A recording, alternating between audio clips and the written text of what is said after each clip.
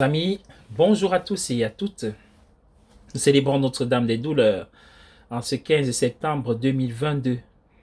Encore l'évangile de Jean comme hier, Jean 19.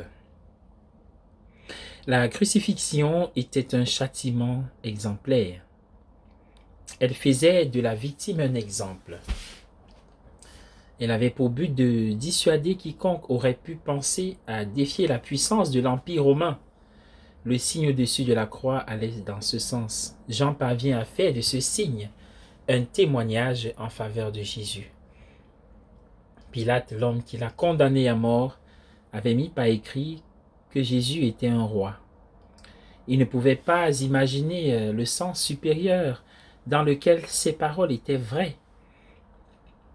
Il ne savait rien de la vérité.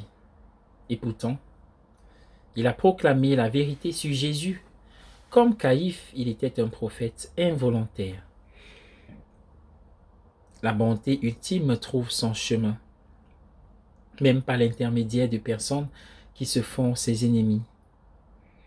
Le récit de Jean sur la crucifixion est remarquablement court et se concentre davantage sur les spectateurs que sur Jésus lui-même.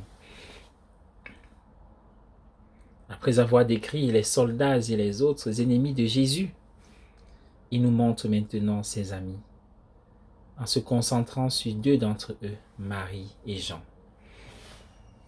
Mais étrangement, ceux-ci ne sont pas nommés. Il reste sa mère et le disciple qu'il aimait.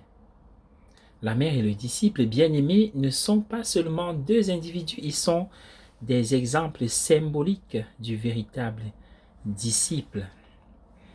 Des figures ou des types de la nouvelle communauté d'amour.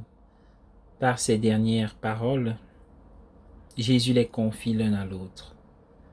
L'amour ne vit pas dans l'isolement. Il implique la communauté. Une pensée de Julien de Norwich sur les paroles de Jésus. J'ai soif. Il dit, la soif spirituelle du Christ aura une fin. Car c'est la soif spirituelle du Christ, son désir d'amour, qui persiste et persistera toujours jusqu'à ce que nous le voyions au jour du jugement. Car nous qui serons nés, serons sauvés, et qui serons la joie et la fidélité et la félicité du Christ, nous sommes encore ici et certains sont encore à venir, et il en sera ainsi jusqu'à ce jour. C'est donc là sa soif et son désir d'amour pour nous, de nous rassembler tous ici, en lui, pour notre joie sans fin. Comme je le vois, car nous ne sommes pas maintenant aussi entièrement en lui que nous le serons alors.